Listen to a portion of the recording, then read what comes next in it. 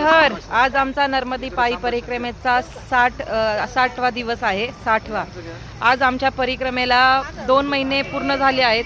खूप आनंद होतोय. आम्ही आता मैयाच्या कुशीत उभा राहून व्हिडिओ काढतो. ही पहा नर्मदा मैया किती नित्त, किती स्वच्छ, किती शांत, स्वजळ.